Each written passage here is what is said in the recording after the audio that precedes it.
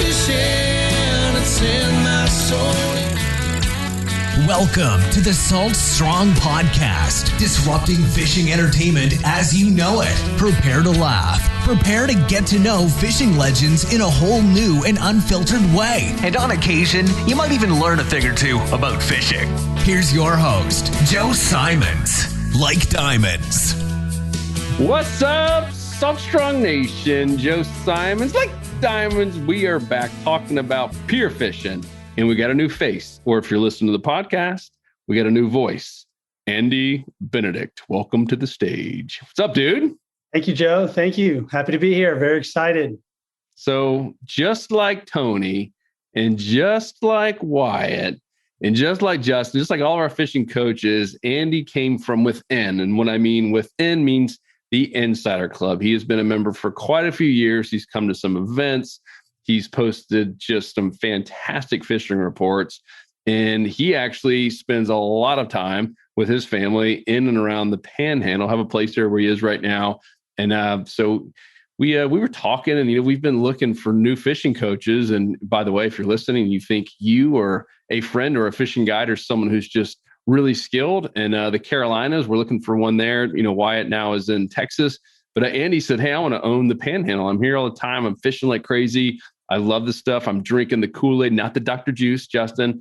And, I want to come out here and improve myself. So we've been working with him, and you'll see his face a whole lot more, especially covering the Panhandle, a lot of beach fishing, a lot of surf fishing, and now pier fishing. So we're going to talk about the different types of pier fishing. There's two types. You're going to have the type of pier fishing is on the beach. That also includes, passes and inlets that are right near a beach. And then also more of the inland ones and bays and even estuaries and more inland piers. Normally those are going to be a little bit smaller, and they're completely different in terms of the types of tackle, even the types of people you're going to see there, and kind of what to expect and the mistakes that you can make at both. And we've made them. We've made plenty, and probably will make many, many more. So who wants to kick this off? I guess let me introduce everyone else. We already talked about Andy. We got Wyatt. We got Luke. We got Justin.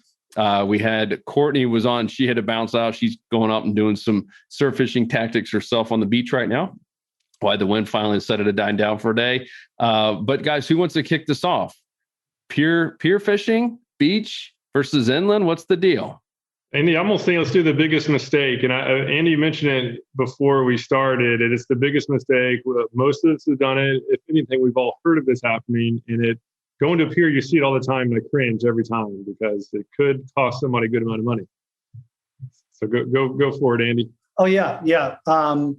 Well, I've been to the pier many times, and I've hooked up a few times, and literally I was lunging for my pole because half the people out on a pier or a dock, but on a pier, have their pole leaning up against the railing or the piling, and either they don't have their drag super loose, and that pole, the fish takes that bait, starts running, and that pole starts flying down the pier or over the edge, and then your rod and reel and everything's gone, or it's badly damaged. So my suggestion there is take a ratchet strap and get your PVC, sand spike, put it up against a piling or a post that's there on the pier, and strap that thing down, and there you got a safe place to keep your rod. Wyatt, have you lost a rod before? So I didn't personally use it, but I took a young man fishing. He's probably 10 or 11 years old, and he didn't have the patience to fish artificial lures or the skill. So I set him up a little live bait shrimp rig and had it sitting out there. And I'm guessing that either a really big stingray or a big drum came along, and he just wasn't paying attention.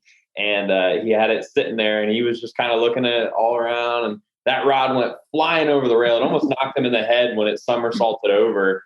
And you could just see the rod and reel getting dragged in and around the pilings. And I'm just like, oh my God, this is one of my inshore setups too. It was just kind of an improvised trip to the pier. So all the veterans on that pier, I just was so embarrassed, and they were having to sit there, and someone took that little gaff hook that's got the big rope on it, and they managed to get the rod up. Unfortunately, the fish or the stingray had wrapped itself around the pilings and ended up breaking off. But it happened so fast. Whatever that fish was, it took off real quick, and that rod doubled over the side just immediately. There was no way that even if the young man had been watching it, he wouldn't have been able to grab it in time. So I definitely don't leave those things sitting up against the side. Andy had a great point there. Try to ratchet them down, or if you've got a cart that you can bring out, a pier cart, make sure that's strapped down as well, and there's enough weight on that cart to secure that rod if something goes running off. A lot of times I just like keeping my rod in my hand and keeping a good grip on it. I don't often fish live bait rigs or static rigs. I am usually fishing artificial baits, but if I am fishing those types of rigs, I still have a really good steady grip on my rod, because you never know what's going to come across and grab it, especially on some of those piers in Florida. I've seen some really big grouper that have come around, and I'm sure that those rods would be gone if those fishermen weren't paying attention to what was going on. Justin, you fished on both types of piers. What's like a big difference, an obvious one? Size, I think, is the first one. Fishing inland piers or like big, long public docks is size. There's not going to be nearly as many people fishing like an inland or inshore pier as there would be a big beach pier like in Navarre, or I'm thinking there's a couple. I remember I fished Reddington back in the day, Luke, long time ago, before Reddington's torn down now, right? Sure. Yeah. Yeah, I think Reddington's down now, but there's a big pier at Clearwater. The piers that are beachside are much, much bigger, much longer, can accommodate more people, and in theory would hold more fish, I think. But the biggest thing, size, I think you're going to have less people if you fish a pier that's inland around a creek or, a main river than fishing beachside. But I think the biggest thing is how much tackle you take out there. You fish the beach side, you're going to take a lot of different things to go for different species. Take a cart and a bubbler and a live well and 8 different rod and reels and a cast net and all kinds of stuff. And on a like a pier that's inside or mainland or inland, I guess, however you call it, probably would need to take as much tackle because there's only so much space. And you're probably only going after 2 or 3 species max. So I think the number of people you're going to fish around is the first thing I think of. And then kind of what we'll hopefully segue into is talking about when to go pier fishing and what you're going to go fish for, depending on the time of the year. So first thing I think about is if I'm going to go to a pier, regardless whether it's inland or on the beach, is it May? Is it November? Like what's around in my area right now? And how do I want to gear up appropriately? Am I bringing spoons? Am I, a diehard shrimp guy for the day, which sometimes in the wintertime, like it's all about the shrimp. So just try to gear up depending on the season and what you're going to go for. All right. A little note to self by Justin Calendar. He doesn't know if it's May or November. Okay. So which determine if it's which one, before we get into that, which one do you guys think is easier for a new angler who just wants to get tight lines? What's less intimidating? Or I think you hit it. There's going to be more people. It might be a little bit more intimidating. There's also more people to help, and there are some very helpful people on most of these piers. But which one would you recommend if a friend called you or emailed you and said, "Hey, I'm going out there. I'm new. I'm a little nervous. Which type of pier should I go to first?" I would say that a beach pier is there's just so many different species, and especially, in the summertime, this time of year, one of the easiest fish to catch off of a pier is a Spanish mackerel. And you just really got to throw something shiny. We're going to talk about tackle and retrieve and everything. It is super easy to go out in the summertime. I've taken so many newbies, people that have never even been saltwater fishing, and just taken them out to go catch some Spanish mackerel off of piers. And they are literally everywhere from Texas all the way up to Virginia. I caught them in the Carolinas. I've caught them in Florida, caught them here in Texas. They're everywhere. They're super easy to catch, and they're a ton of fun. I would say if you're just a new angler trying to get tight lines on a pier, go to the beach and go target some Spanish mackerel. That's really, really easy formula there. Yeah, there's less snags at the beach piers as well. So sometimes some inland piers, there's going to be oysters down there and rocks. And if you're bottom fishing, it's going to claim a lot of gear, especially if you're kind of new and not used to rigging for weedless. So that's another thing to keep in mind too, is the amount of structure. Whereas the beach, there's hardly any structure there. It's usually just sand, but the pilings themselves actually make for great structure for those who are going after the bottom dweller fish. Cool. I've got a little differing view on that. I've been out to many, several piers, beach and inland. That environment on a beach pier can get pretty intense, can be intimidating, can be, there's a lot of etiquette that some people might not be aware of. You have some people that get a little possessive of certain spots of, there's some rules that you should kind of be following, and it can be a little intimidating. And so that's part of the reason why I didn't take my kids for the first time to a pier, because I did experience that. I did know the rules a little bit, but I was like, I'm not going to take my kids over here if I don't know exactly what I'm doing. Although I would hope that most people are helpful, but then there are those ones that don't like kids, or they're like, get out of my space, or it could be a negative experience. So it's a little less intimidating, in my opinion, to go to a pier inland, and it's less crowded. There's maybe the less serious angler there that might not be as intense. It's a little more relaxing. It's a little more forgiving, we'll say. So where did you go? What was like the first experience with the kids? Well, first experience with the kids was probably, because my kids were really young, this was about 5 years ago. And we went down to the Destin Pier. And there are a lot of serious guys down there. I mean, I'm sure there are serious men and women everywhere, but it was loaded down with some serious. You could kind of cut it with a knife. You could feel the intensity. That was pretty crowded. People were vying a little bit for their space, and my kids were running up. They wanted to see this. They wanted to see that, and you could tell that some people were like, that might be a little too close for my comfort. Watch out for my setup. Watch out for where my pole is. That kind of thing.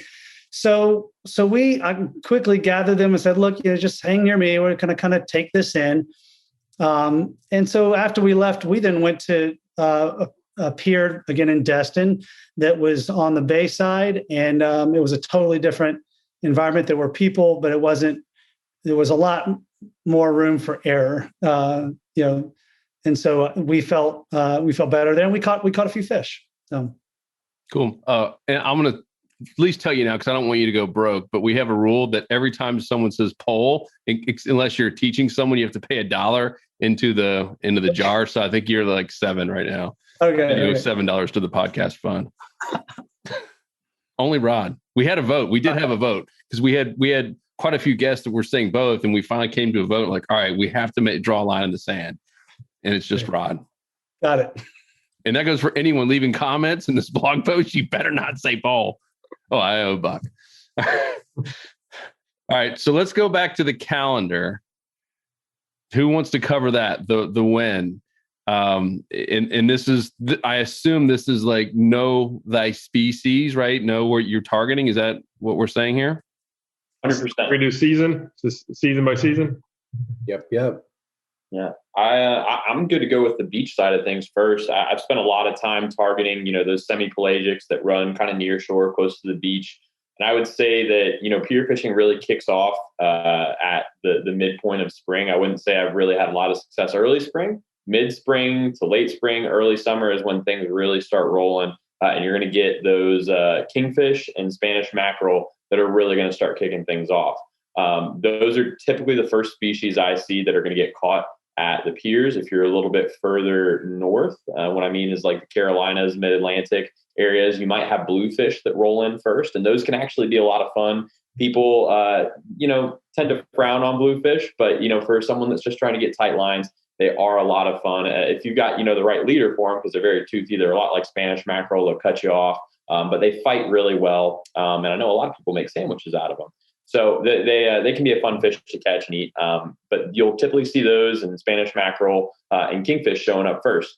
Now, depending on where else you live, if you're a little bit further south, there are some other species that will start coming onto the piers.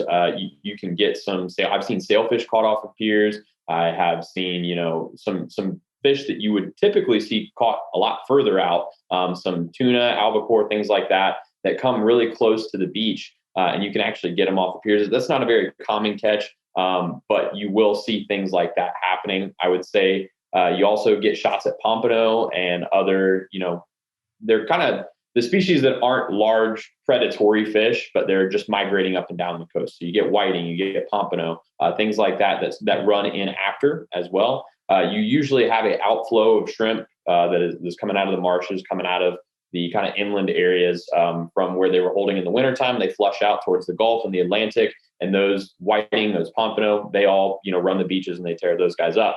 The thing that triggers those larger predatory fish is the inflow of bait. There's a ton of different bait migrations. I call it snot bait. You guys have seen me reference that when I talk about this right here, which is like one of my favorite baits or lures for pier fishing. It's just a small spoon, but this is the size of the bait that you're going to see in spring and summer that most of these predators are keyed in on. I've seen kingfish that are like, they're 40-inch kingfish that are caught on these little spoons like that. And that's just what fish are keyed in on. So everything is kind of triggered by the migrations of bait as you get further in through the summertime. That's going to kind of start to die off. And then, you get this outflow of mullet that occurs in the fall. Those really big bait fish imitations, again, you're going to have really big kingfish that start running. The kingfish bite dies off midsummer, but it picks back up in the fall. Again, you start getting, some of those larger pelagics that move in close, to get into some of those mullet. You can get a lot of tarpon in the fall, regardless of where you live. I know a lot were caught in the Carolinas in the fall, where I lived in Wrightsville Beach. It's something that does occur and it can happen. Further here in Texas, we can get that as well, but apparently that's a little bit more of a late summer thing, not fall. So it regionally occurs differently. You just kind of got to stay in tune with what's going on. One of the best things you can do is just call your local pier, because you got to think there's not a they don't want to hold in information, because if they tell you, the bite is hot at our pier, here's what's being caught, you come buy a ticket to go onto that pier. It's not like a lot of secret information that's held in when you're fishing bays or flats, things like that, because people don't want to know your secret spot. The pier is not a secret spot. So they want to tell you everything they can to get you to come to the pier, but definitely try and reference what's going on in addition to what the pier, owners are telling you. But usually they can give you the best info on, what's running, what's biting. And you can kind of keep in tune. Even on days that I wasn't going out to the pier, I was calling them to see, what's biting, so I can find out, what's in tune. If I knew that those mackerel were running, I knew that the pompano weren't going to be far behind in that springtime frame, and I can kind of get onto that bite as well. So it's just usually the spring and the fall are the best time frames, but you can get on a very consistent bite throughout the summer as well for mackerel and pompano. Do you ask them to, like, hey, Bob, is anybody in my spot down there far left? See, you know what? I'll tell you, at the end of the pier, there are people that get very possessive over their area. And that's typically when you get to the end of the pier, that's when people are fishing for those semi-pelagics, those large kings, sometimes the tuna, the sailfish, the tarpon. A lot of those bigger predatory fish, you're going to catch them off the end of the pier just because you're a little bit further out. So there are regulars that are there every single day. And if you want to try to get into some of that fishing, you got to beat them there. So you got to be there early. You got to be the first in line to buy your ticket, and then you can get out there. But know that they don't own the pier. They may be a regular, but you have just as much of a right to that spot as they do. So just make sure that you're prepared to get out there and set up, because, if they beat you there, they beat you there. But if you beat them there, you beat them there. So that's something to keep in mind as well. There's no spots on piers. And I want to make that very clear, because I have seen people get, irked about that, or get worried that, I can't show up because that's the X, Y, and Z spot. It's just not the case. No, even though, of course, he probably has a shank and he's going to try to kill you, you should be fine. Bring your gaff hook as well. You'll be all right. Hey, what in the world do you do when you hook a are you just hoping it's going to spit the hook and jump like most tarpon do? I can't imagine catching a tarpon on the end of a pier. Oh, I want to jump on that one though, because that's all I'm about, man. I'm all about like the biggest possible thing you can get from land, other than sharks. I'm not much of a shark guy. What do you do with it? I'm just envisioning being up on a 20-foot high pier. Like, you're not going to gaff the tarpon. I mean, you're definitely not bringing it up. Every state has their own regulations. In Florida, you can't remove a tarpon over 40 inches out of the water. I think in Texas and other places, you do have the ability to get a permit and harvest one per season or per trip. Oh, they're delicious fish. Oh, yeah. Tarpon steaks are like a delicacy. No, like I was desperate for years and years throughout Florida to go for a big, like a tarpon from land. That was like one of my immediate bucket lists. And it's pure sport. I mean, it's technical. Wyatt kind of touched on the whole, like, guys going for kingfish and bonito and potentially tuna and sailfish. Like some parts of Southeast Florida, guys are doing that. In the Panhandle, there's guys that can get a blackfin from Navarre Pier. It happens. And it's a common thing sometimes in the summer when you time it right. So like there's some crazy fish you can get from Piers, but I think it's like for tarpon, it's truly bragging rights. Not an easy thing to do. You got to have a ton of line. You have no control. Like you are landlocked. That fish pulls line. All you have is your rod, your line. I said rod. I was like, oh gosh, should I say pull? Oh, I said pull. Oh no. Nice. That's two. That's two. We're up to $10 now. This is an expensive podcast episode. You gotta be geared up for it. It's doable. If anybody wanted to go out and go for tarpon from land on a pier, doable in certain parts and at certain times of the year. And Wyatt said later in the summertime, as they start migrating up, for sure, it is possible. You can gear up and do it, and it's wild. So very cool. It definitely is. And Joe, to answer your question, how do they land them? You either get off the pier, so you're working in a team with somebody. You hand your rod down to someone. You have to walk back. Or what I saw done at North Carolina piers, I'm sure it is highly illegal in Florida. Giant drop nets. You basically put them down in the water. You get the fish into the net, and you've got 6 guys that are holding onto a rope that's this thick, and they pull it up. And you take a picture, you lower the fish back into the water. I saw sharks landed like that on those piers, and the grip and grin right on the pier, and then they put it right back in the water and it swims off. So I don't think it's the most ethical way to handle the fish. I would not want to hook a tarpon from a pier just because I'd be worried about the ethics of making sure it was able to swim off. But that's how I've seen it done. I've seen that done with a lot of different species as well. Those drop nets are a very common thing to use when you get larger fish involved. Very interesting. All right, who's next? What season are we going to hit? And do we want to go inland or stick with beach? We covered probably everything in terms of there's not a whole lot that goes on in the wintertime, at least at the piers that I fish. In the Carolinas, really all you could go after in the wintertime was dogfish. Sometimes you had shots at redfish, but that was kind of, it was an on and off thing. You had to be a regular that was going, every single day, and then you maybe have one day. It was so varied that it really was not worth, the time and effort, at least for me, to go out and be there and just hope one day I got lucky to come across some of those fish that were running the beach. But I would say, I typically don't go to the piers in the wintertime. I'm there, spring, summer, and fall. Those are my pier months. So I'd say we'd probably be good to start covering kind of the seasonal aspects of inland piers now. Cool. Who wants to start? Well, the fall time for me, inland piers, that's where I go the most. The inland piers are several close by where we live. And the fall time is just excellent. I mean, it's excellent in general, surf fishing, but at our inland piers, it's go to shrimp. Make sure you got a nice heavy leader.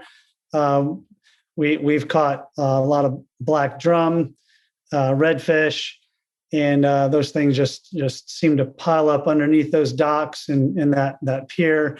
And you throw a nice lively shrimp, and it's a quick meal and a great adventure and fight. Just hold on. What kind of leader? You said heavy. What does that mean in that sense? To me, a heavy leader is 40 to 50 pounds. There's not a whole lot that can really, if that fish runs up against those barnacles and on the pilings and the underneath the pier, there's not much you can do, but it's going to be a lot better than a 20 pound. So 40 to 50 pounds. Cool. Luke, I know you've done a little bit. We've even done some of the little, what did we do that one? We did that one kid, what did we even call that course? That was the course for kids, but Hey Kids Fishing course. Hey Kids Fishing. And we went to just some inland piers and caught a bunch of like sheepshead and snapper. It was fun. A little small. I don't know what size hook. Let's try to break it all down for what someone needs. Yeah, Bears. I think for somebody who just wants to go out and catch fish, whether it's inland or beach, the same thing applies. Is use. I mean, fish use structure to feed. Most fish do. We have the roamers like mackerel and stuff. Those are the roamers. But the bottom dwellers are the ones that are probably the easiest to target, because all you really need is just some shrimp. It could even be frozen shrimp. You could even get it like at the grocery store shrimp. Just need some sort of shrimp. Soak it on the bottom. And right next to the structure as close as possible. And that's why I highly recommend the weedless shrimp rig. And we featured it in multiple videos. It's basically a way to rig the shrimp weedless so that you can just bounce it right up along the pilings and over rocks, and right where most of the feeding happens, and get stripes. It might not be trophies. You're not going to catch sailfish doing this, but you're going to catch a bunch of sheepshead. You're going to catch snapper, flounder, some catfish, obviously, that's going to be a bycatch, but it'll just catch whatever's down there, really. And so it's really throughout all seasons, whether you're on the beach or inland. Inland's probably a little bit better because there's going to be more structure down there. It'll just catch fish. And so as far as the hook size, just try to make it the smaller the hook size, the more fish you're going to catch, right? Because it's going to have the smaller fish now being hooked, whereas before they'd be stealing your bait. So you can go all the way down to like a size 10 if you want. That's just going to be a little small hook. You'll be catching every single pinfish down there if you want. Plus, you can actually catch some decent sized trout on there as well. And then if you want to just, isolate, not catch the pinfish and get a little bit bigger fish, then go to like a size 6 hook, plus or minus, and just use little chunks of shrimp. And then if you want to go out and get bigger sheepshead, you want to get snook, redfish, sheep trout, then you go up to like let's say like size 2 to 1/0, depending on the size of the shrimp. So it's just smart to have a little bit of everything.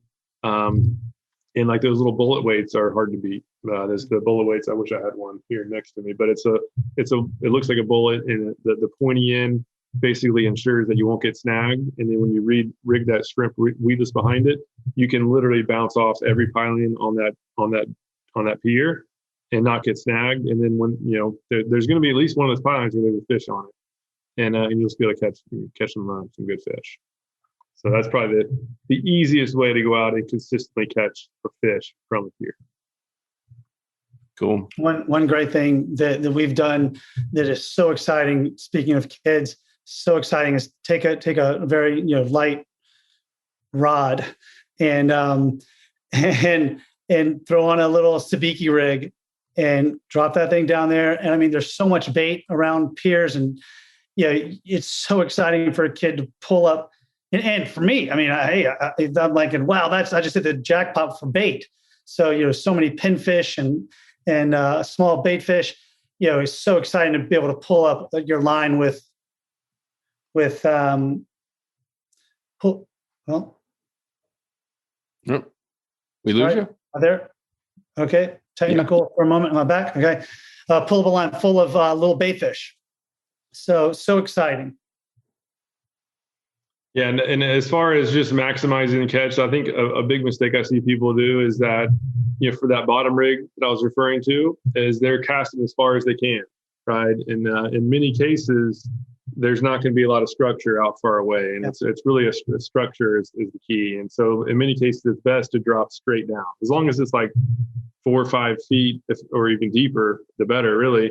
But if there's a decent amount of depth there, there's going to be a lot of fish right down below you. And so literally all you have to do, you can get it out to a kid, all they have to do is open up the bail, lure goes straight down right in the strike zone. So I would say that's a mistake. Obviously, if you're going after the Spanish mackerel, or if you're throwing spoons, that's when you're launching it. Those fish are roaming. So I would say it's smart to isolate your target, whether you're going after the bottom dwellers, in which case you're fishing on the bottom of your structure, or if you're going after the roamers like mackerel, tarpon, all that stuff. Two totally different applications. Let's talk about tackle.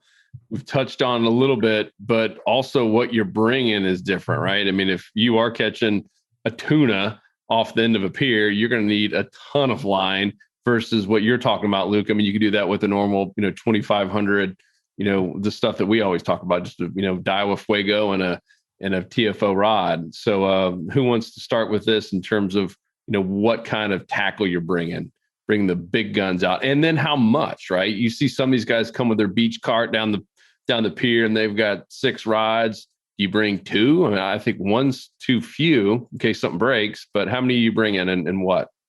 Well, first thing I want to talk about for pier setups is I think everyone here will agree that regardless of whether you're fishing inland or off of a beach, do not use those pre-made steel rigs. Tie your own rigs. Learn and look through our videos on how to do a dropper rig for pompano, how to soak a bait on bottom with shrimp. Simplicity specialist. Yes. Yes. Exactly. Definitely the ready to go rigs that you can get at your local shop, the steel rigs, I don't see what benefit they offer. I know they're convenient. I think that's the thing, is that for people that are just getting into it and want to go out and do it and they ask, how do I do it? Convenience is there. But if you take just one little step extra and tie really simple knots and simple rigs, one, you're going to have the security of knowing that you tied it right and that you did it yourself. And that quality assurance is like priceless. And two, you're probably going to catch more fish when you rig appropriately. So first, I guess mistake is the first thing I think of is people that go out and just do like a Christmas tree rig of like steel. And I see that and I'm like, oh man, I know they'll probably maybe catch a whiting or a pinfish or a small sheephead or something. But if they went out there with the same setup with mono and dropper rigs done right, like chances are way, way better. So Luke, you talked about rigging appropriately. We talked about what do we need to take out there? What is kind of the baseline of how many setups you take out? If I don't have a cart, cart's expensive. They're like $150 plus to have a beach cart. Worthwhile investment if you're a diehard land-based fisherman, piers, jetties, whatnot. But for the most part, two for sure. One for each, different type of one with a lure and one's focused on using bait or, cut bait, live bait is kind of my approach. If I had a cart, I think after 4 is too many. And I think at that point, it just determines like, how many are you going to have set up on the rail? If you're going to be a bait fisherman and you're going to have 2 or 3 bait setups out, how many are you going to have out at one time? Because you're one person or maybe with your buddy. You can't take up the whole pier. Like you're just going to have a section to fish. I think 4 is enough. I think you're actively fishing one. Maybe one's setting out, waiting for a big bite, like a big pinfish or something's out there waiting for a big redfish or something. And then you've got 1 or 2 backup in case you break off and you just want a quick rig ready to go. If you have that option, I think 4 is enough to manage for 1 or 2 people. There's people I see that go out there with like 10 setups. And part of me is like, they got to be fishing all day, or they just got to have this one special rod and reel for this one rare occasion that might happen one day out of the year. And some people will over prepare in that sense. But don't think that just because somebody has more rods and reels that they're more prepared or they're better armed for the scenario than you might be. It's plan accordingly. You can catch 6, 7 different species on 1 or 2 setups if you want to keep it really, really simple. Just have different hooks, different weight sizes, different lures for different species. So let's go specific on the beach side versus the inland. If you could bring 2 rods, let's just say, and reels, what are you doing? I'm always going to bring a go-to flat setup for either inland or beach side, like a 7'6" spinning rod, 3,000 size reel, anything like a 4,000 and less, 10-pound braid and 20, 30-pound leader. And that's going to be kind of my combination rod of like, either I will decide to throw lures if I'm going for Spanish mackerel or maybe trout, or that's going to be my bait catching rod. I'm going to be using a sabiki or a tiny shrimp and a sinker. And that setup's just going to be for like kind of my utility setup. My other rod and reel is going to be my bigger game focus. It's going to be like an 8 to 9 foot rod. Some could be bigger. It's going to be a much heavier action, a medium heavy to a heavy. And I'm going to have like between a 5,000 and an 8,000 size reel. Spinning is my go-to, but sometimes I'll take a conventional out there, and that's going to be going for bigger game. I don't know. I don't mess around. Like if I go to a pier, I want to know that I can go for whatever the biggest option is that's accessible to me. But even if it's the winter time, or if there's only pompano around, small 3-4 pound pompano, or some smaller black drum, I'll still take the same setup out there. but I'll downsize my leader. I'll go to maybe a 30 or a 40 pound leader instead of, Andy, you said 40 is heavy for you. Dude, I've hit the Piers with like 120 pound leader before. Like, it's no joke. certain areas, I got some serious ammunition, but same rod and reel setup, still like a small utility, and then like another bigger one that I'll use pretty much for bait fishing. And then I just use my leaders and my rigs depending on what I'm going to fish for. Yeah, I remember the first time we went fishing with Blacktip H back in the day, back before the rest of you guys. It was just Luke and I and probably Nick at that point. Yeah. Remember that, Luke? And we were talking on the phone with them, and we were inshore guys, right? And prior to that, we were bass guys. Like we hadn't even thought about the stuff that came out of his mouth. And he's like, yeah, you guys need at least 500 yards of braid. And we're like, 500 yards? What are we doing? And it was during the mullet run. He's like, we're going after like monster sharks and monster tarpon on the beach in Piers. And that was like eye-opening. I was like, holy smokes. But that dude catches a lot of big fish because he's prepared. He's got the big guns. That's cool. Anyone have anything to add to that in terms of the beach side? What you got, Wyatt? Yeah, I would say that, we talked about, light setups for mackerel. I would say, probably the two easiest things you could bring out. And this is probably my number one pier fishing lure, period. The gotcha plug, you will catch everything with this: redfish, Spanish mackerel, trout, flounder. I mean, you can cover all different water columns with it, and you can fish it a ton of different ways. A lot of versatility to it. And the biggest thing with pretty much every single one of the lures I'm going to talk about for pier fishing, you need to be able to cast it really far. You're fishing from a fixed position. You can't move around a lot. So you need to be able to cover as much water as possible. At a minimum, usually the lures that I'm throwing are an ounce. So gotcha plug's an ounce. These little spoon jigs are an ounce. And I try to match, basically I like using white just because that's generally what the bait fish color is when you're on the beach. We talked about this in a prior tea time. I think me and Justin, fishing over sand, most of those bait fish typically are going to take on the color of that sand. They adapt to that environment. So they're usually white.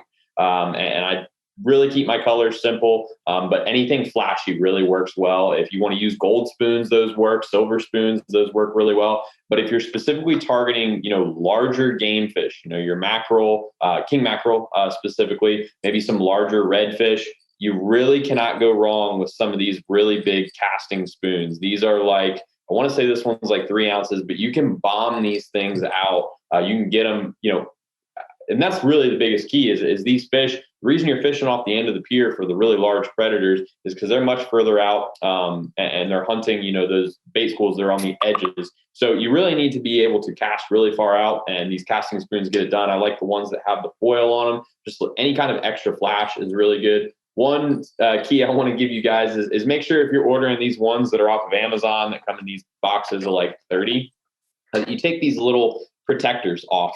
Because I fished for about an hour with one of these, and I was getting a lot of really big hits. And I'm pretty sure they were pretty big redfish, but the problem is when you have these protectors on, you can't hook anything. So make sure you take those protectors off before you start fishing. I lost out on a lot of really nice fish, but I've also hooked into some really nice big jacks with these off the beach and off jetties here in Texas. You'll get big jacks that run on the beach. I've seen a lot of really big snook caught on spoons like this. Big bucktails will work for those snook as well. Bucktails are another really great lure for, again, you can cast them really far. But if you want to get onto some flounder, late fall, as they're leaving the inlets and you're fishing those piers that are in close relation to those outflow areas, this is like one of the best lures you can have because you can bounce along that bottom. You can probe. We've all seen John Skinner's videos of him absolutely tearing up fluke. And they're, that's a subspecies of flounder. So they all behave similarly. This is a killer lure to use for this fish because you can probe the bottom, and you can just feel out different areas, different angles, and you can really find out where those pockets of fish are because flounder all hang out together. Usually it's around some form of structure. And these bucktails are a great way to do that. So those are really all the lures I use. That's 4 different types of lures.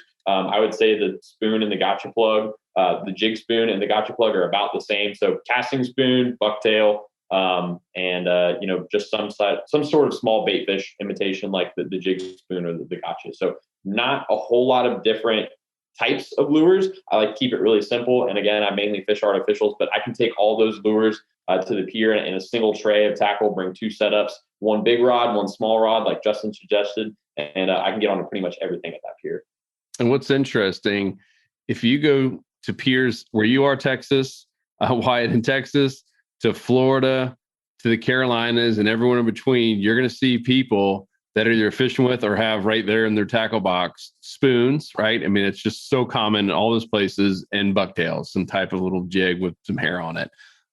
Flare hawks. I mean, you're going to have something like that. It's like, it just works everywhere. And then obviously shrimp is the same. You're going to see people who are just fishing right there. Because we saw it too. Every time we go to Sebastian, right, Luke, you got the guys that are fishing the structure. You got our boy Joey up there just launching, 2-ounce, whatever, bucktails and spoons. And then you have the other guys who are just dropping it straight down and just trying to get all the black drum and sheep's head and stuff that are right there in the pilings. And you can learn a lot. I feel like one of the best things to do, if you are, Andy, you mentioned it, especially if you go during the summer, and especially if you go during a weekend or like a holiday weekend, it can be crazy packed. And you'll always find people who are just helpful, who truly do want to help you. And if you just ask them, if you don't ask them a question, you're probably not going to get much help. They're just going to look at you and might even crack a smile on you. But if you just ask, we're the same way. We love when people, hey, like, what should I do here? What knot should I tie? What do you think about this? And they're going to say, no, you don't want to use that. Like, you check out this, you want to use this. You can learn so much just from asking. And there might be a jerk here and there. But for the most part, everyone's fairly nice, especially if you just admit, hey, I don't know, and I'm just trying to get better, and I just want to catch some fish. And one thing to keep in mind too, if you are using lures, like I'll just talk about some of the inshore piers. I've been going down to like Placida Pier. It's a nice pier over in Placida, Florida. Has a little bit of everything. Right? It has good current flow, like most piers. It's kind of like kind of next to a bridge, so it has that current going through, and a lot of structure. Has seagrass down there, rocks along the shoreline, so you can get a little bit of everything. But one thing that's actually effective is lures, and just fishing it just like I'm fishing from a boat or kayak. In most cases, you can do the same applications that work from boat or kayak or even wading on a pier. So I'll take the same to you with a 1/4-ounce jig head and a jig, and just cast diagonal on the upcurrent side and just let it kind of flow through and take it close to the pilings as close as I can without getting snagged. And you can catch an absolute ton of fish because the fish are laid up there, and it's just a matter of getting a lure to them. Tough part is getting them out. So that's when you're going to need to bring the appropriate equipment. When you're on the pier, it's not like in a boat where you're working the fish away from the structure, and here you're working the fish to the structure where they're going to have a good chance of breaking you off. So I'm rarely using the 10-pound braid if I'm going after the bigger fish. I'll use it from the boat. But when I'm actually on the structure, it's like at least 20 or 30, sometimes more. So just make sure to be prepared for whatever you're going after. That way, if you do catch the fish you're going after, you're not going to lose it. You're not going to let that fish swim off with a hook or lure in its mouth. But if I'm just going after like the snapper and sheep's head stuff, then like that 10-pound line and 20-pound, 30-pound mono is all you need to catch all the smaller bottom dwellers.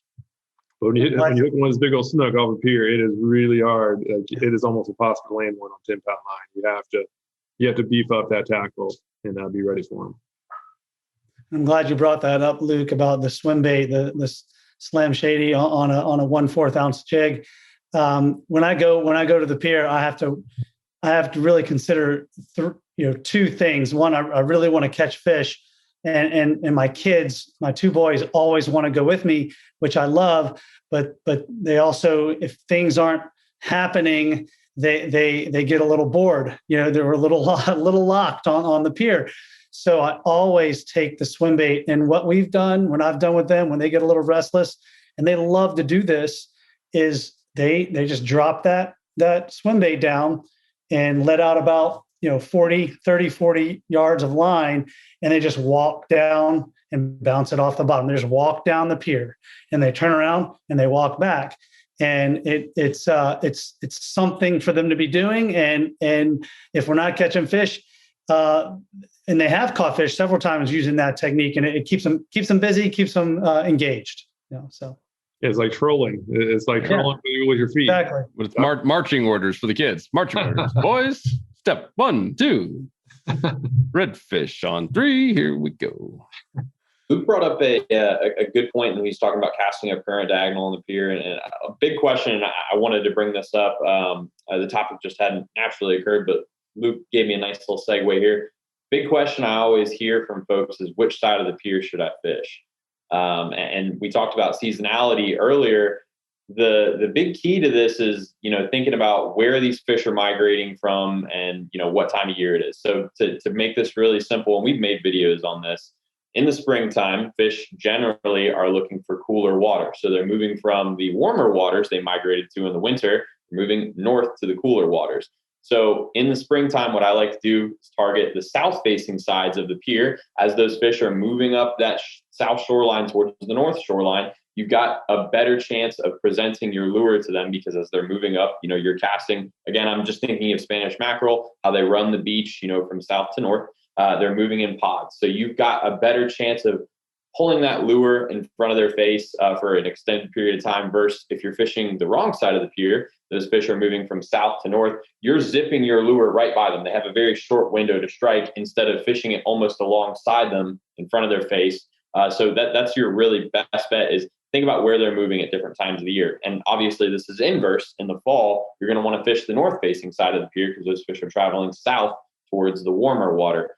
We do have a video on this that I know I'm just saying directions and you're just having to listen to my voice. But if you want to see a graphic of which way is which and how to fish that, we do have a video on which side of the pier that you should be fishing. But I wanted to bring it up because this is a pier fishing podcast. And I'd say that's like the number one question that I hear from folks. But just take into account where those fish are migrating to. Again, time of the year, what water they're looking for. Remember, south has warm water, north has cool water, and those fish are moving in those directions, at different times of the year for those different reasons.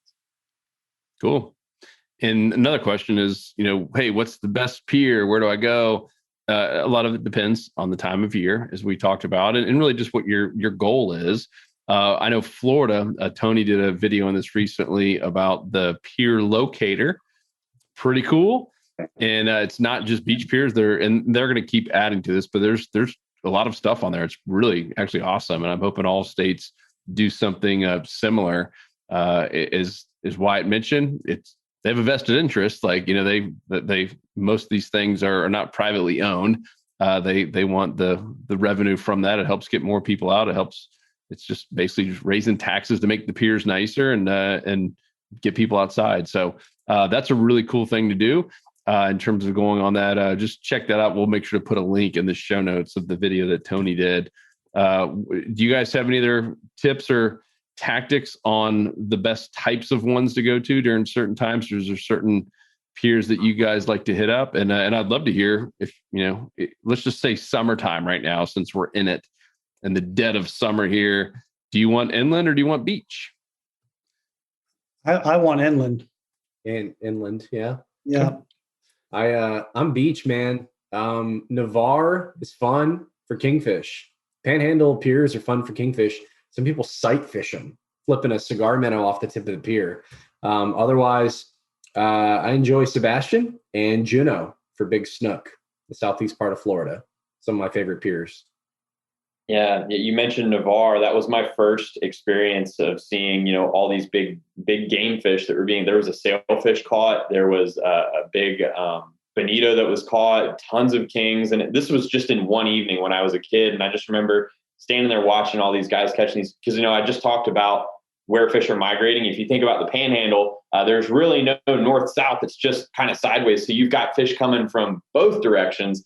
That is just like one of the best piers. If you're looking for big game hunting, Navarre Pier is like money. All those piers in the Panhandle are fantastic, which is why I'm so excited to see all the content that Andy's going to be having for us. He's in a fantastic location for this exact type of topic. But I would say in the summertime, I'm not looking for piers that are, close to the passes and inlets because most of the fish that we're migrating in, and, you catch some action from those sides. There's not a whole lot of action there. I find if there is really a serious amount of bait fish, It's on those piers that are isolated on long stretches because, you think about there's one piece of really big structure on that big shoreline. Most of those fish and most of that bait's going to gravitate there. If you're fishing near a pier that's in close relation to a pass or an inlet, most of that bait's going to, get flushed into the inlet, get flushed into the pass. And there's just not going to be as much activity as you would find on those isolated piers. So if I had to choose, and I love fishing the beach piers, so I have to say the beach piers are going to be my choice. I would look for ones on those isolated stretches of the shoreline. Is it also have anything to do with the fact you got pantsed on that one inland pier that one time with the young kids down there? Pull your pants down. Look, listen. This is a sensitive topic. Look at this guy. I don't even know what happened. Yeah, and Wyatt made a classic mistake. You don't pull the pants back up. If you get pantsed on a pier anywhere, inland or beach, you keep them down and you let them know this doesn't bother me. And you fish the whole day with the pants down. Express your dominance by staring them down.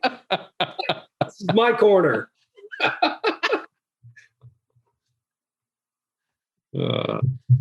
So did it have anything to do with that or no? Oh, I would say that, you go to the beach looking for a tan. I was just, I got my opportunity. So I'm maybe wanting to get another nice tan. Maybe I'm going to stick on the beach. So,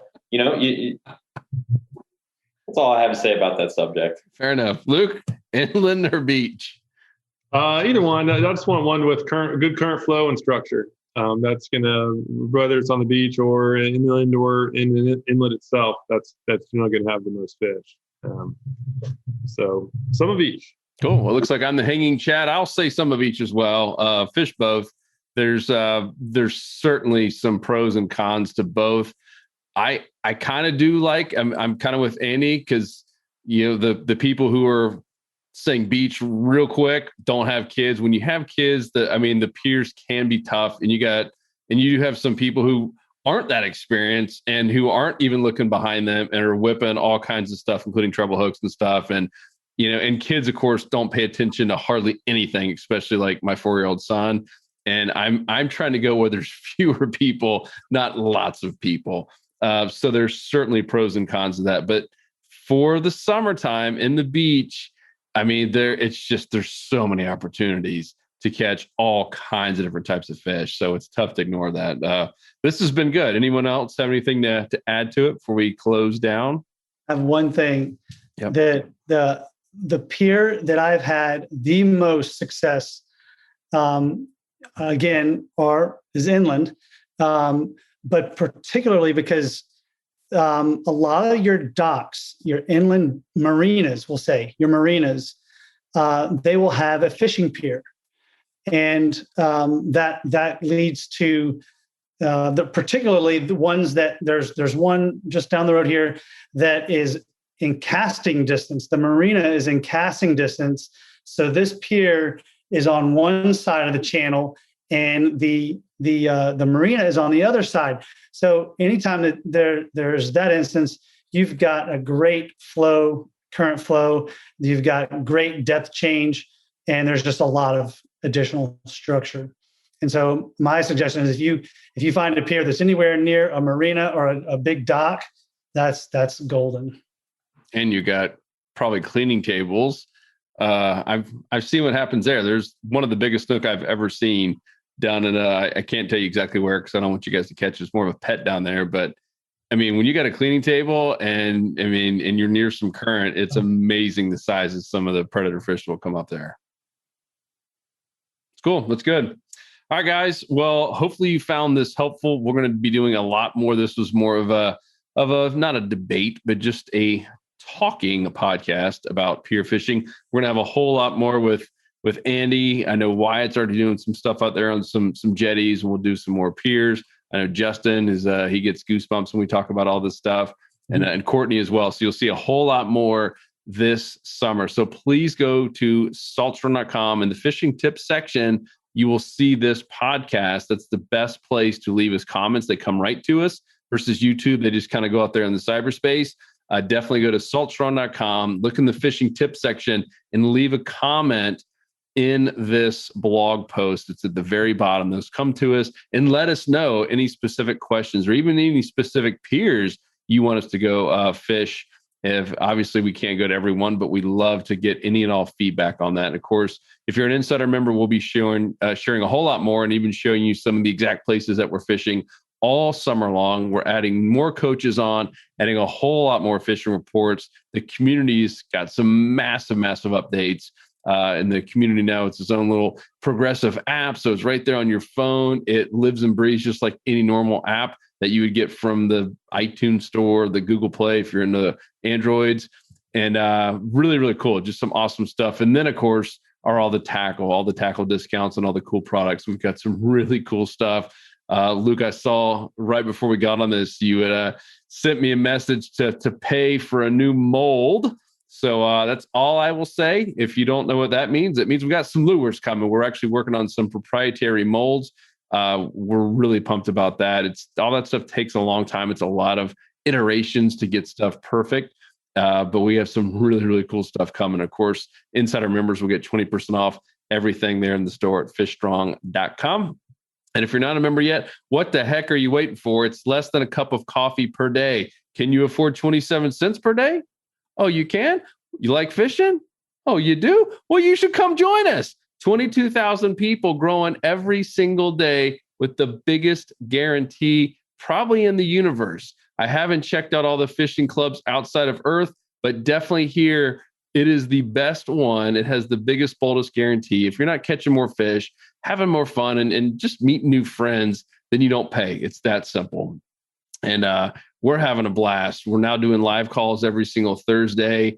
We're doing some events. We just had an event here recently. Now that COVID is, getting a little bit more contained, we're starting to do more live events, and I love those. There's nothing like it. That was the first time we met you, Andy, at an event you came to in Tampa, and just so much fun. So come join us. That's all at saltstrong.com. Come join the club. You'll see very quickly why we have 22,000 plus members, and almost everyone seems to be renewing year after year. We at this most recent event, the guy comes up and he's got the original OG Snook Strong shirt. To put it in perspective, mine has been thrown away because it had holes in it.